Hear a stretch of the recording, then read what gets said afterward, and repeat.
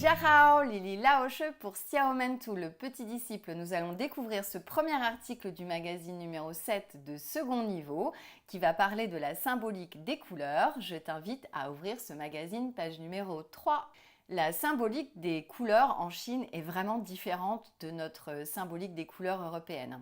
Nous allons la découvrir au travers des 5 couleurs qui sont liées aux 5 mouvements, des wuxing que nous avons abordés depuis le début de ce module.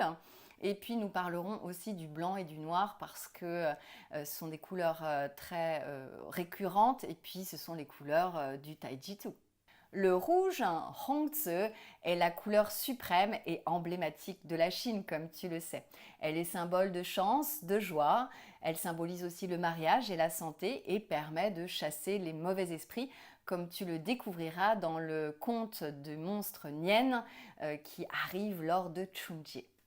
La seconde couleur emblématique de la Chine, c'est le jaune, Huangzi. Le jaune est la couleur impériale par excellence. Personne ne pouvait porter du jaune à part l'empereur pendant des années et des années, à part peut-être les bouddhistes qui ont leur toge et leur robe de couleur un petit peu safran.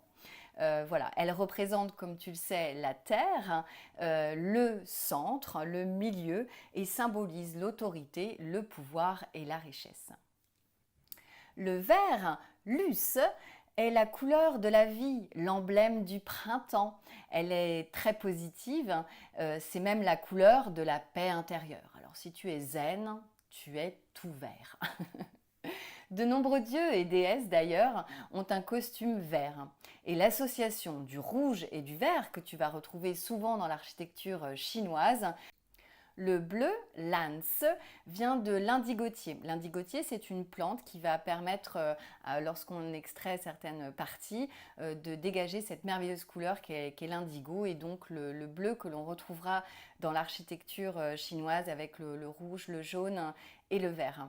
Donc le bleu n'a pas de connotation particulière. Le noir, Reise, est le symbole de la mort. Ce n'est pas une couleur très positive, ni même très courante.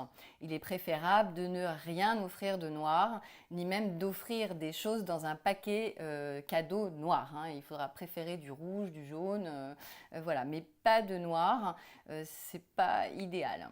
Alors le blanc, Bais, est la couleur de la pureté et c'est vrai qu'elle a souvent été associée au deuil. Le deuil, c'est quand quelqu'un est parti de la vie terrestre et que tu vas pendant quelque temps penser à cette personne et l'aider à avoir une vie jolie là où elle se trouve.